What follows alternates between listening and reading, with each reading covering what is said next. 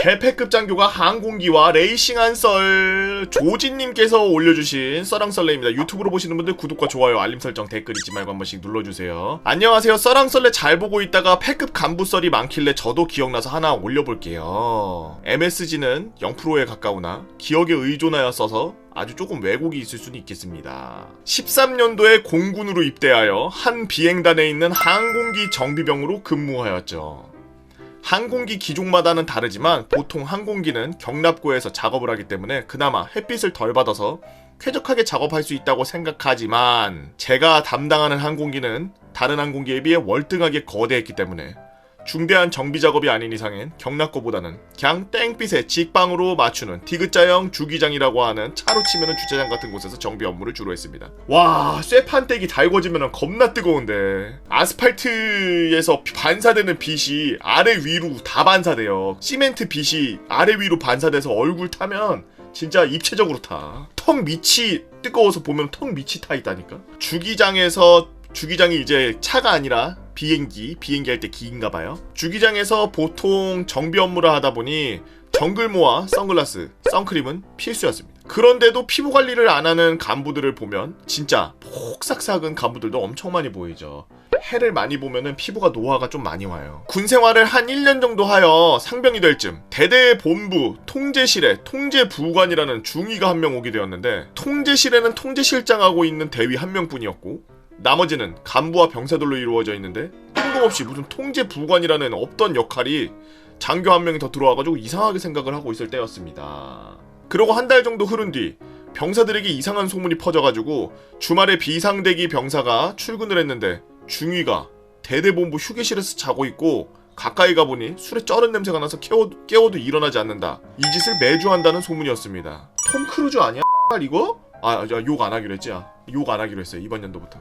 이 소문은 간부들과 장교들에게도 퍼지게 되었는데 이 소문이 결국 대대장까지는 아니고 중대장까지도 알게 되었습니다. 이 소문을 들은 저희 중대장님은 평소에도 그 통제부관인 중위를 안 좋게 보고 있었는데 소문을 듣자마자 사실인지를 확인하기 위해 현장 적발에 나섰죠. 그러고는 당직도 아니었던 일요일 아침에 대대본부가 정말 그 중위가 술에 쩔어 있는 거를 보고 목격하고 말았습니다. 그걸 본 중대장님은 극대노하시며 그 자리에서 중위를 영혼까지 다 털어버렸죠. 참고로 저희 중대장님은 여자셨습니다. 병사들과 간부들에게 화 한 번 내는 걸 본 적이 없죠. 출근하면 병사들에게 미소를 지으면서 조심히 일하고 오늘도 하루 힘내자 하면서 경례를 받아주시던 정말 선하신 분이었습니다. 중위가 탈탈탈탈탈탈탈탈탈탈탈탈 달리고 끝이라면 썰렁썰렁 올리지도 않았겠죠? 이제 시작입니다. 한두 달이 지나니까 몇 주에 한 번씩 대대 휴게실에서 자고 있는 걸 심심치 않게 목격했다는 얘기들이 또 나오기 시작했죠. 저희 중대장님도 알게 되었지만 중위가 패급인 걸 느끼고 포기하신 것 같았습니다. 어느 날 주말에 생활관에 전화가 왔는데 받아보니 친한 하사였습니다. 자기 오늘 당직이니까 치킨 시켰는데 애들 중대 데려와서 같이 먹자고. 근데 절대 대대 본부 쪽으로는 가지 말라고 하는 겁니다. 참고로 저희 부대는 면회실에 있는 치킨집에서 부대 내로 배달이 가능했죠. 저는 왜 대대 본부 가면 안 되냐고 물으니까 그 중위가 아직까지도 자고 있다는 겁니다.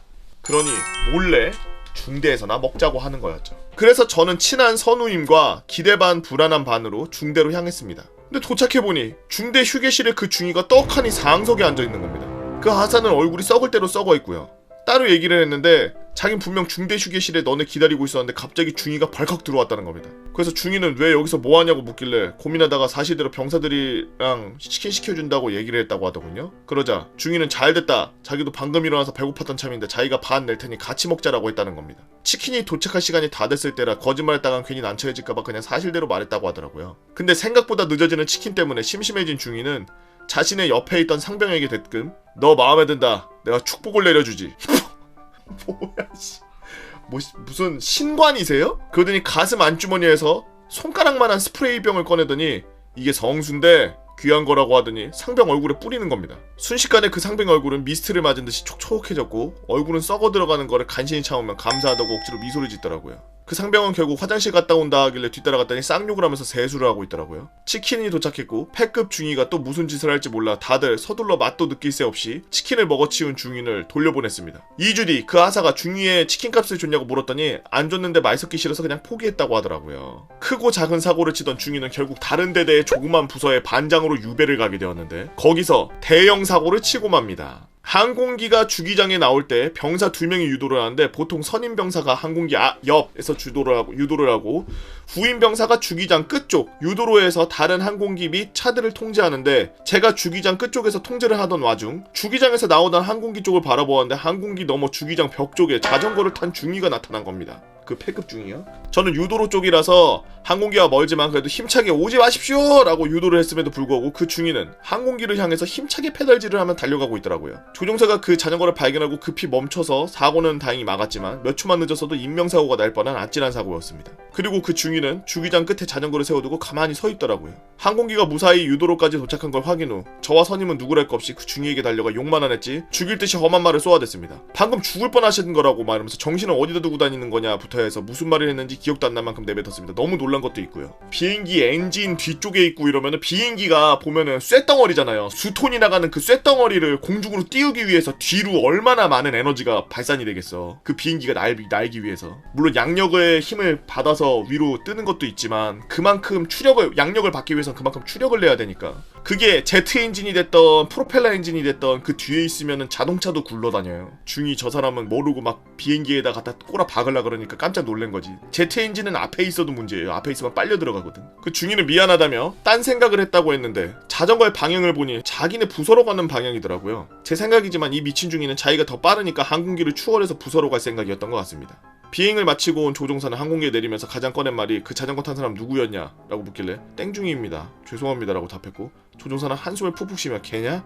알았다. 너넨 잘못 없으니까 조심해. 작업하라면서 자기도 처리하겠다고 말했죠. 이 사건은 조종사에서 비행 대장, 군수 전대장에게까지 갔다고 들었고 개털렸겠죠? 그 후로 부서 바깥으로 사고를 안 치고 다니는 것 같았는데 부서 안에서 얼마나 난리를 쳤는지 정년퇴직을 1년 남기신 준이분께 쟤랑 군생활 못 해먹겠으니까 그냥 전역한다고 하고 전역하셨다고 하네요. 그 얘기 들으니 진짜 안타깝더라고요. 공군은 하사, 중사, 상사, 원사, 준이 순으로 진급해서 원사 때 준사관 시험을 치룬 뒤 준이가 되는 걸로 알고 있습니다. 제가 전역을 몇 달 안 남겼을 때 그 중이는 어디론가 사라졌는데 현역 부적합 판정인가 뭐 그런 걸로 전역을 시켰던가 다른 부대로 전출시켰겠죠? 제발 그 중이가 군대에 남아있으면 안 되는 인물이니 전역시켰기를 빕니다. 쓰다 보니 좀 길어진 것 같네요. 긴 글 읽어주셔서 감사합니다 라고 조진님께서 올려주신 썰랑썰레였습니다.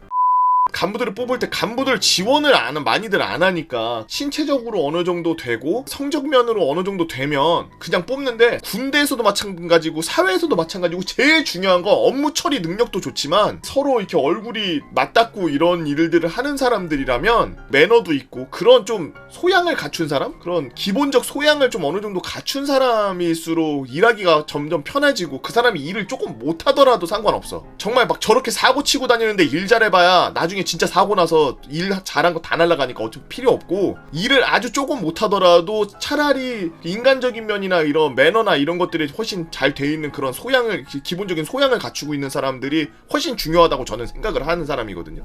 물론 장교를 뽑고 그럴 때 기준이 어떤지는 모르겠습니다. 전쟁이 났을 때를 기준으로 해서 냉철한 판단력을 가져야 되고 감성보다는 이성이 더 높아야 되고 뭐 이런 상황도 있겠지만 지금 보면은 저 사람은 아예 뭐 이성도 안 되고 감성도 안 되고 아무것도 안 되는 사람이잖아. 저런 사람들을 어떻게 뽑은 거야? 이렇게 체계가 조금 바뀌어야 된다 생각해요. 그래야지 욕먹는 사람들도 좀 적어지고 좀 썰랑썰레 할 때마다 느끼는 거지만 솔직히 이제 썰랑썰레라기보다는 썰랑썰레에서 이제 군왕군내 군대 썰이 오고 가는 곳 군왕 군내에서는 고발 이런 거 나오면은 보통 장교들이나 간부들 이런 사람들이 이상한 사람들이 꽤 많아요. 물론 사람이 사는 곳이고 수십만이 근무하고 그러는 곳이니까 당연히 안 그럴 수야 없겠지만은 거르고 평가하고 진급심사 때 다 없애고 그럴 수 있잖아. 그런 것들을 평가 기준에다 넣어서 좀 이렇게 해야 될 텐데 병사들의 그런 것도 필요해. 병사들의 피드백도 또 얼마나 그 좋게 생각하는지 아니면 얼마나 유능하다고 평가하는지 이런 것들도 나는 필요하다고 생각해. 그냥 간부들이 서로 자기네만 우물 안에서 자기네들끼리만 평가할 게 아니라